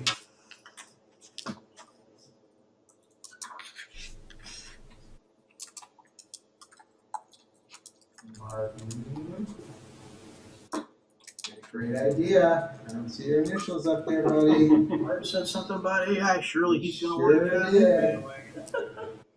If it's that simple, then that to me, that's a, Davis heard me say this before, if it's really a no-cost thing and it has some kind of benefit, then why not do it? I mean, we would be recycling. Not creating any content, and literally you can set up an agentic AI to do it. So it should make the final report at least for our additional detail from staff and further consideration. See what I did there? So my only requirement would be that we do this on a trial basis, and to your point, we track how many people actually open the darn thing. That's what I'm curious about, is whether anybody's actually gonna take the time to. Yeah. These are already. Commissioner Tully an asterisk on that, so it's on there, right? We can summarize that too. Again, to the mayor's point, this is for gathering in a final report for. Yeah. Okay, flipping it a little bit. One more thing Yeah, about that, Mayor. not that subject, but for gathering in a final report is an important thing to remember. The other thing is, we all sort of nodded when somebody said, Dave, could you try and give us some sense of magnitude on this stuff? Yeah. That'll- Some Yeah. sort of commentary along those lines would be part of that too. So just, that's where tonight is.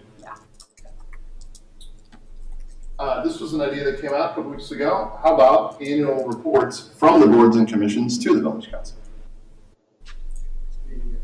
Yeah, I think that's really good. Appreciate that. Yep. Something verbally or orally Yeah. instead of in writing, they just Yes, show up and yes. say hi, sort of like the Yes. reverse of what we talked about, where they show So hi. kinda like on the their EDC. person, Right, yes. As designee, and here's 6 things that we did, 5 minutes, go Yep. home. I like it. And, Yes, you know, it simple, increases quick. increases the interaction. No written things. Well, okay, I just would say my thought on that was not just a summary of what they did, because candidly, we're gonna get what they did, because it came from us. More from my perspective was, what are the kinds of things, this is probably, I don't know, it's sort of the trends, the issues, the opportunities that might be hitting there. Right. Yeah. I think we're gonna hit that in a second. That's where the political environment will happen. Here's what we think you ought to know about. So yeah, so that, I'm just gonna add That's that. more likely to happen that direction. Yeah. What It Mark is. said. Yes. Plus, the other thing is just keep in mind, there's a backside to that, in that it can't be just the one guy that says, I'll do it.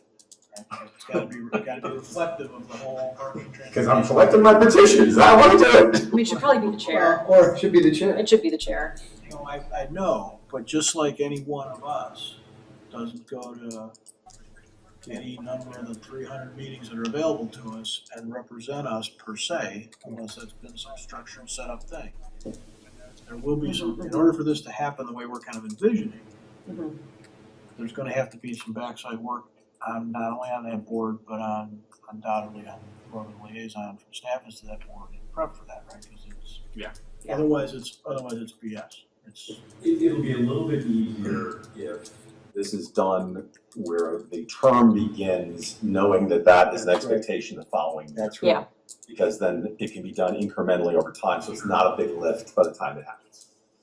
All of a sudden, say you gotta do it now next week. I wasn't worried about the lift mark as much as I was if they're gonna come to a village council meeting, stand in front of a podium, and whoever's watching on TV and say something as though it's the board, it's gotta be the board, not that person. Correct. Yeah, it's a huge project. Correct. It's gotta be a group project. Which is why doing it a little bit over the course of the year will make it that way, rather than that person being asked to, as a homework assignment, to go write 5 minutes and speak at the council meeting. So I was gonna say, Yeah. it should be a 5-minute thing too. Yeah. Definitely should be fine. I don't want anybody to get up there.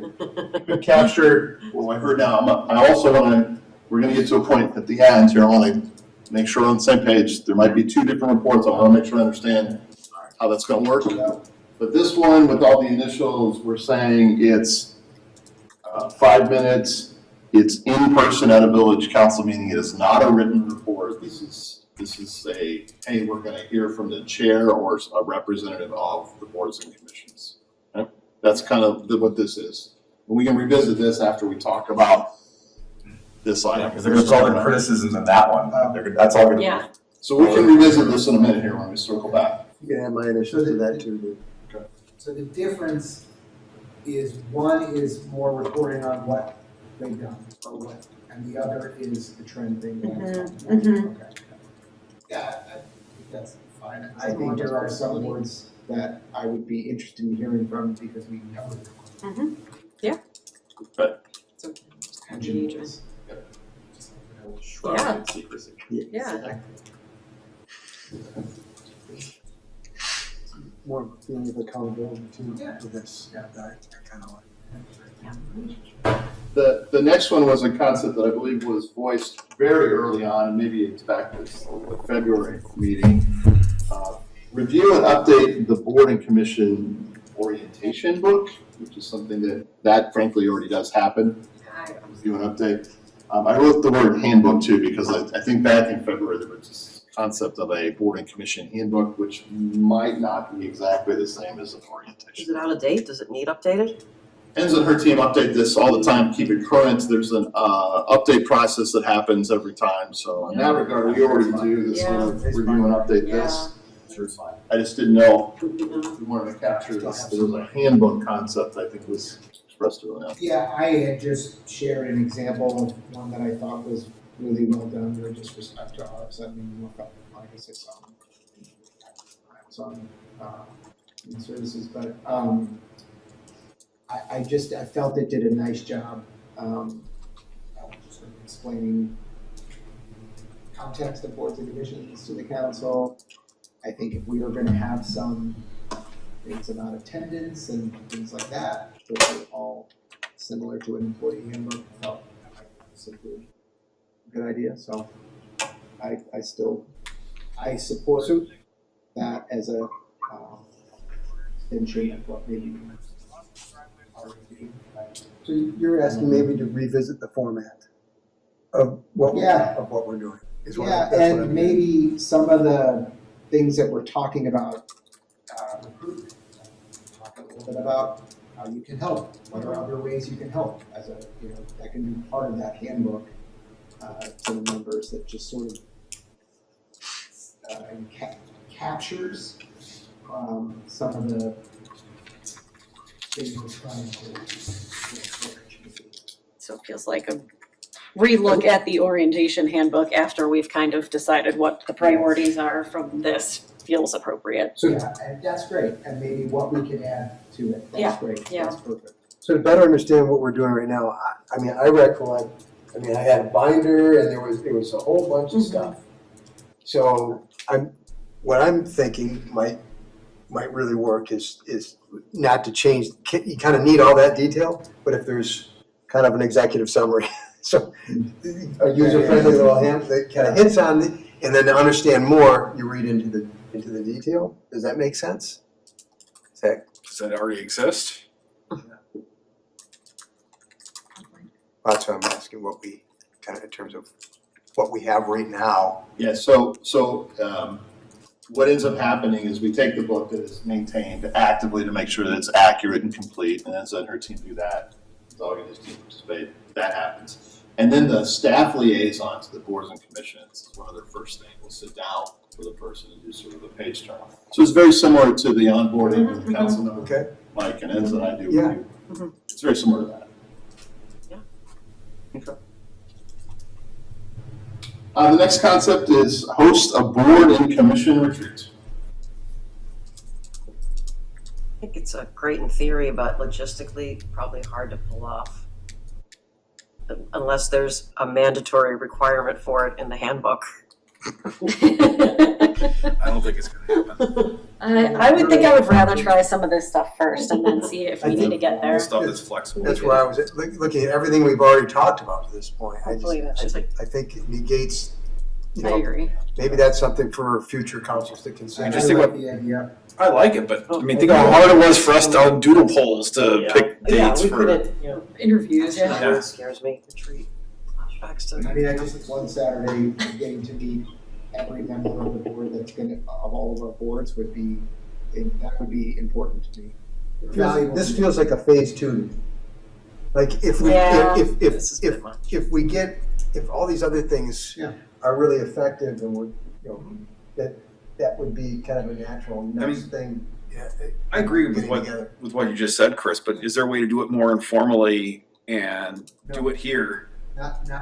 Not meet that many people No. at one Yeah. time. I don't think there is. Wouldn't happen. Just my opinion, I don't think there is. Ton of people I know. If it wasn't formal, I'd be.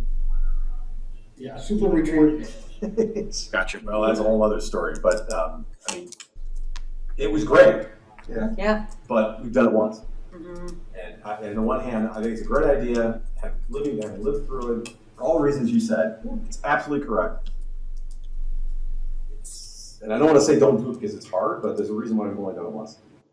And so I'm not going to push for it. I do think that some of this, let's see where we're at, and then that would be sort of a phase two. Yeah. But I mean, you can put my initials down next to it. I think it's a great idea, but I'm just being practical.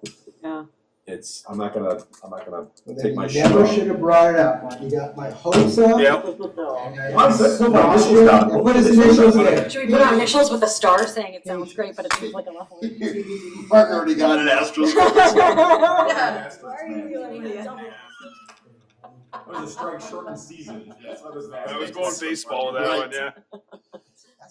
Another idea that came up was invite board and commission members to coffees with the council. We just talked about that. We could do that informally, be like, hey, planning and zoning commission, we're talking about the affordability, if you wanna come show up, you can, they don't have to, but it can be just an invitation extended to them. It's Connect that basically to we the said it other, over we there. already talked about. Right, yeah. With coffee with the council. Yeah, The other copy of the council. Where was that? the job fair or whatever. Down the very bottom. Right there. Chris with his sandwich board. It's the same. It's too long. Kind of like, It's the same. Yeah, no, yeah, exactly. Yeah, just kind of invite them. You're welcome. They can show up or they don't. but All right. If they want to hear what people have to say, then they can come. Okay. And after we put all these requirements out there, applications to boards and commissions are gonna plummet. Yes, 6 in the Not year a requirement. 2022. We're gonna drop off. Just like it's not a requirement for us, it's just if you can and you desire. Give me a goal. I'm listening. Give me a goal. Right, these two objectives were focused on relationships, recruitment. These 3 objectives conflated into 2 categories, focus on the work that we're asking boards and commissions. So we'll start with the first one, increase their use, i.e. refer additional items to them. Continue with their current work, right, for sure. Some boards are petition driven, some are already actively considering village council referrals. So this one I'm looking just for head nod, right? We're gonna continue to do that. However, I did wanna go back to this idea here that was voiced a couple of times through the discussion. Consider a formal review of duties of each of the boards and commissions. What that means. Yeah, what do we mean by formal? This group looks at the existing set of duties. Don't we do that during our governance For the discussion? non-statutory boards, I feel like we have in the past. boards that do what they do. We have, I don't think it's been quite that structured. Yeah, it's The not only one I- that, it's more about. The only one I how- remember was when we decided to reinvigorate and reinstitute the Human Service Commission. Yeah. Where would that be done? It'd be an ordinance amendment. At the retreat. Amendment to the ordinance. We're doing it at the retreat. Next. We do all this at the retreat. It's gonna be amazing. Yeah, so let me just provide a little more context where Enzo was going. The first meeting, we went through a review of all what boards and commissions do, and in the slide decks, if you go back and look, we took excerpts from the actual code, so Yeah. almost all of this is codified Yeah. by board and Yeah. commission, right? So it would, to some extent, to Enzo's point, this is a review of our code. Yeah, it would be a review of all the ordinances. It would be amendments to the ordinances. I don't think we need to do that as a whole. I mean, I know I review it every single time I'm like interviewing somebody for a board and commission. I see what they do, and I honestly would probably just bring it up if I thought I had concerns, but I guess, I don't see it as necessary. do those ordinance preclude us from adding duties? No. No. No, but I mean, Would it be an ordinance change? it would be Yeah. I mean, if we wanted to add something formally or take something away out of their purview, we would have to amend it. But I mean, I think most of them, if my memory serves, also says any other item referred to by the village Yeah. council. There's already that. Right. Yeah. So then the Yeah. second, Yes. the Yours is next catch-all. point would be still okay. Yes, Yes, Right, yes. we can always do that. yeah, Refer something to board and commission anytime we want. I think it just, so I'm fine leaving it the way it is. I guess if we are expecting more from the boards and commissions, which is, I think, what we're sort of getting into now, that might dictate whether we need a formal review of the duties, but Well, I wondered where this was going, like, because, I mean, I've certainly had, so, pulling on this string a little bit Yeah. more, I've certainly had some angst over boards and commissions that maybe are not really doing the job that we want them and need them to do, and taking the easy way out and just kicking That's it to different. us. yeah. So I don't know if this That's was, not this. this was that or not. That's not meeting our expectations, that's not a Correct. different duty. Yeah, Your point is So- they have a duty, they're not meeting it. Yes, I don't, So- this may have come from. so it was a formal review of So duties. I think where this, now where this was coming from was more just the, things like the technology commission or the community events commission, like, are we going to use those the way that they were established 30 years ago, 10, 20 years ago, whatever? So it was just a way of understanding maybe some of the ones that have been more dormant, if those still fit what the use might be. Right, are We all just- those duties applicable still? Are they still applicable? And, we just restaffed the technology commission. I imagine, based on what I understood the reason, last thing they worked on was a pretty specific, like, networking between buildings or something like that. There was Yep, when we were building Fire Station 2 back. Right, yeah, fire station, you had to connect it via carrier pigeon, which carrier pigeon we should use. Is there more, like, are we missing something by not,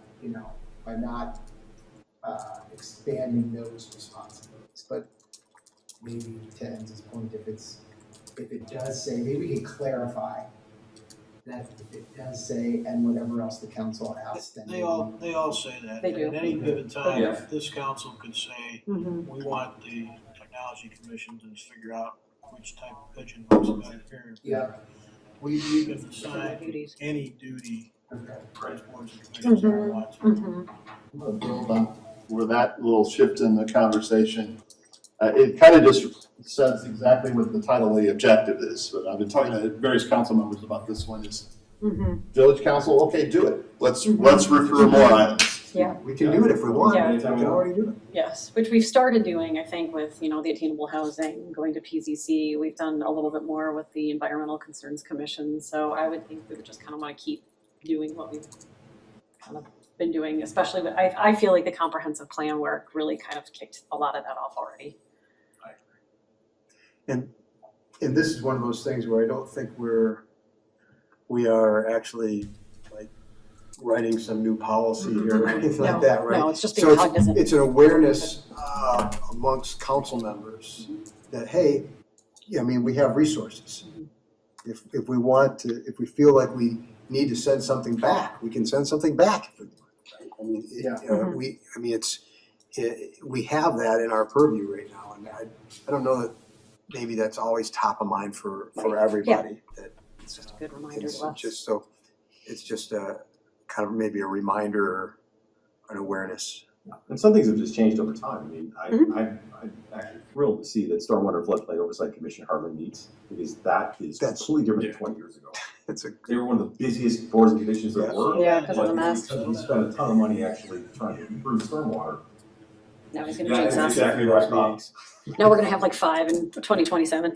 But it's because of other things that happened, that while you still need them, because I think technically we still need to have them for any request for variations and the Yes, county orders. yeah, that one I think is statutory as well. It's just, there's not as much of those issues because we've done so much investment in capital improvements that it's not an issue anymore. Yeah. I don't want to create more stormwater issues and floodplain issues. Oh, okay. How many things don't happen? Be quiet. That is correct. Mary, did you say you don't want to talk about anything having to do with stormwater? Mayor. I just want to make sure I heard that right. Mayor. Mission accomplished. You can add me to that one too. I'm not up there. You should add me. I'm gonna go a little out of order here, His initials because I'm up just there. trying to, based on where this conversation's gone, I'm gonna jump to establishing a formal role in the long range plan and go through a couple of these and then circle back to this idea of a meeting schedule and what it might look like in terms of duties, okay? I think Rob would like his initials next to that. Yeah, I would. Thank you. I think Chris would like Rob's initials next. Two experts. And then also by the retreat. Why aren't Chris's initials up on that one? I didn't hear Chris say. But it was his. Yes. The originator, I think it'd be. Nice. Sorry. Interesting. Okay, formal role in the long range plan. The first bullet is one I think is gonna get all head nods, and Commissioner Sadowski just talked about this. We actually have a long practice of referring priority action items to various boards and commissions. And we just went through the list. There's several going on right now. So I'm gonna just take the liberty to say yes, all the village council members are good with that practice. It's served us well. Okay, providing formal input on the trends and issues.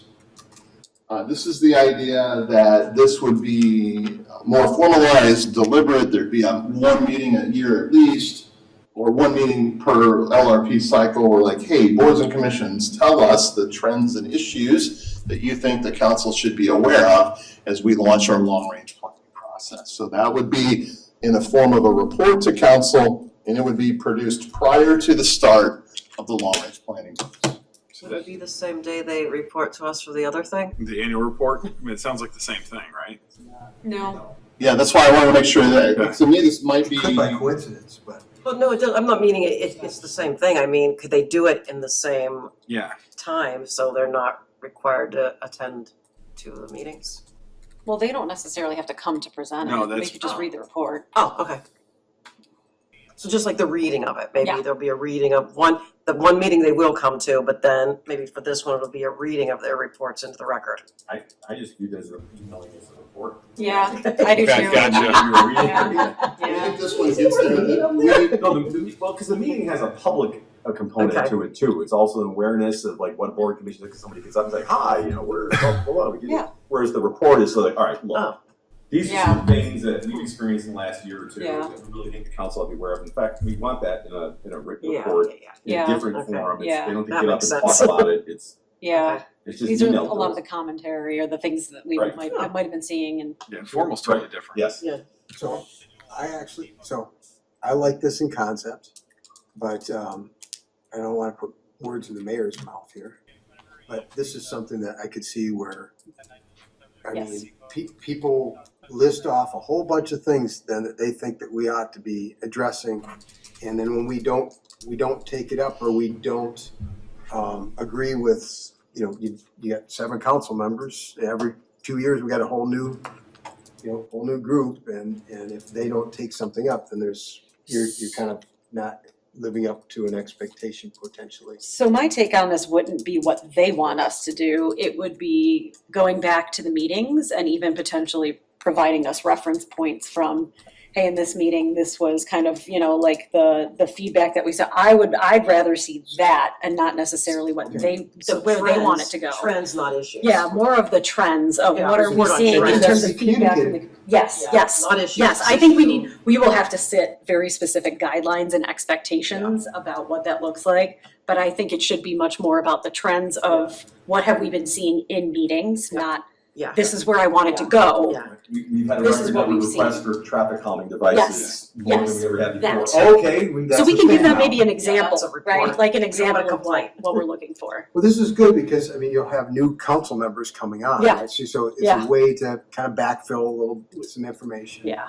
And, It sounds like we need to, 100%. I feel like it could be a tool where we can focus them too, kind of like when we're doing the long range plan and all of us have 20 things and Dave's on the whiteboard and saying, all right, where are the overlaps? Let's get this down to 5 or. So let me jump in here and say, the way that staff heard this was that so now we're gonna use sort of the LRP language.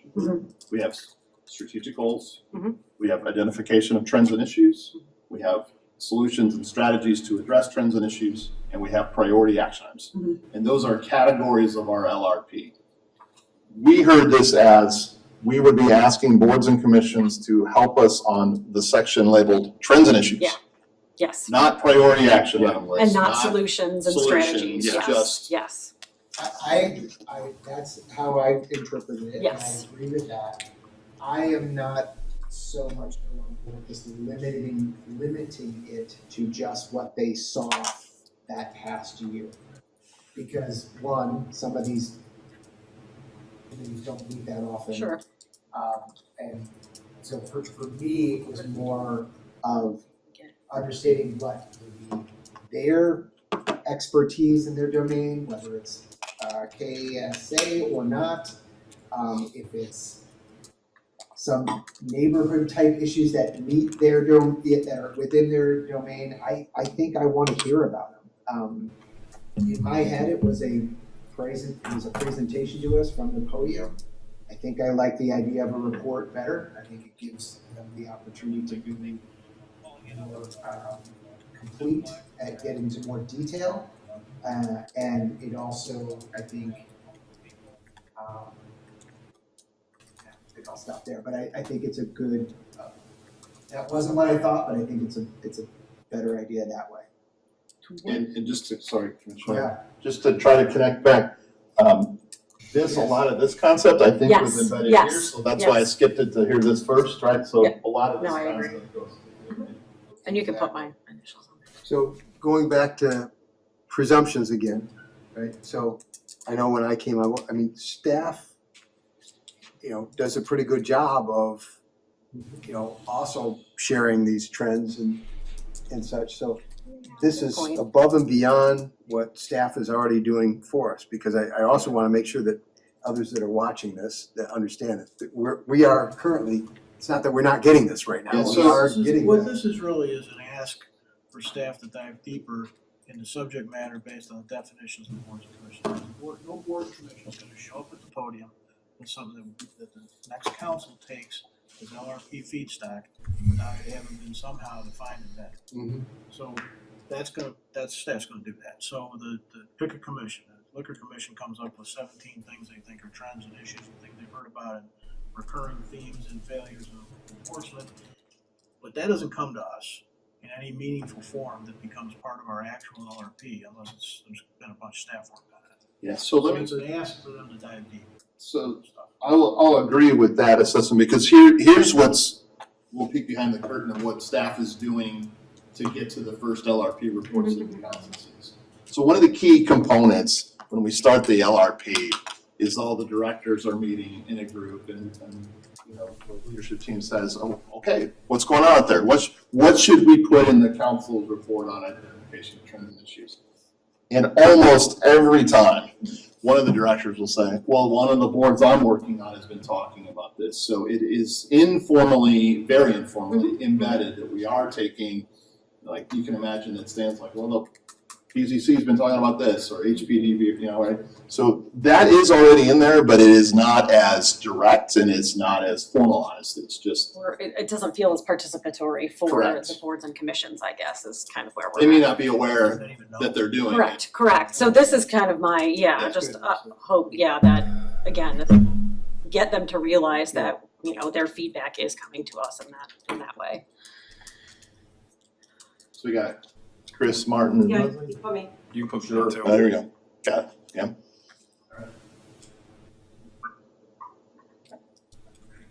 So the lesson of all this, Dave, is you have to write less on the whiteboard next time.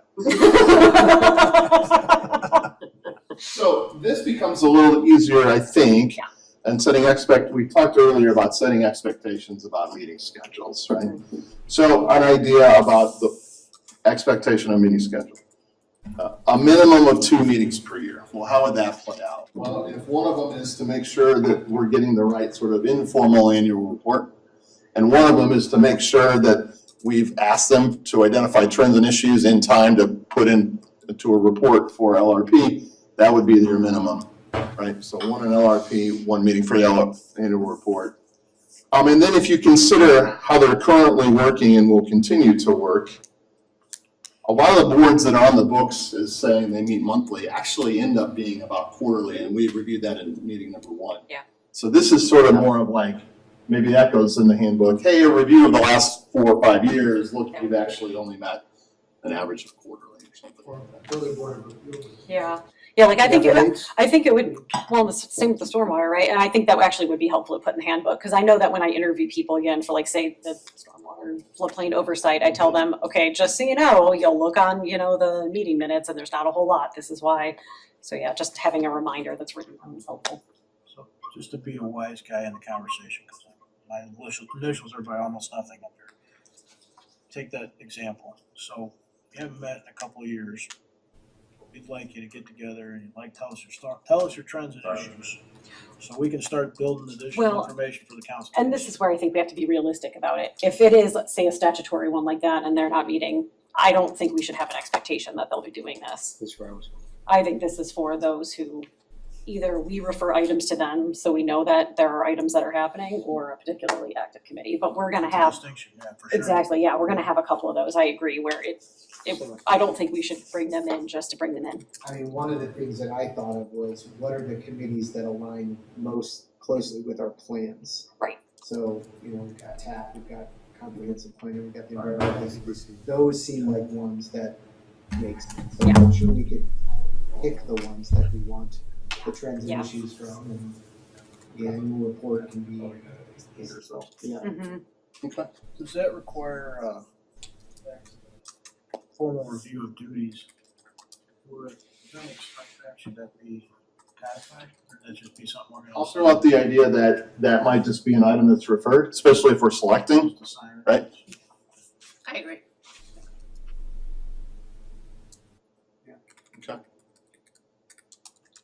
This has been incredibly helpful. Again, the next step in this is the production of some sort of slide deck or written report for council consideration. So we're not done, but this will help us write that document. It's been a while since we've done this, but I always check in with the staff table here. Did we miss anything? Mike, Enzo, Rosa, anybody? What's on the backside of the whiteboard? Yeah, flip it over. Let's see. Next half. Oh, Still clear. you're funny. And then Mayor, I'll turn it back to you for any recap for all the council. I might too. Just the way we've been doing these meetings, we got a couple audience members. You guys got any comments? I was thinking of applying for a board or commission. Please. Yay! I don't want to encourage any competition. Good. Good. Anybody got any kind of recap, last comment we need to add? No. Then, we would do council member reports. If you want to raise your hand, if you got something. Martin, go ahead. Downtown Hamilton Corporation had their annual meeting not too long ago. Great meeting, lots of accomplishments, lots of excitement about the downtown flexible amenities as well as the community plaza. During the question and answer section, guess what came up? Parking! Parking deck in the library lot? How about a parking over by the Tivoli? Parking. That's what Commissioner Davenport and I heard from various people from FYI, and some expectation that some future council will be doing a parking study so that we see what needs to be done. But there was also discussion as to why that hasn't been done and changing dynamics and et cetera, et cetera, et cetera. And then just real quickly, there are only 16 days left until Rotary Grove Fest and only 7 days left until Commissioner Davenport and I wear our Grove Fest shirts at a meeting. Thank you. I'll put a note on the calendar. Sure enough. He's just now hearing about this? We did last year. He did. Any others? Okay, can we get a motion to adjourn? So moved. Second. All in favor, say aye. Aye. Opposed? Thank you all. Thank you.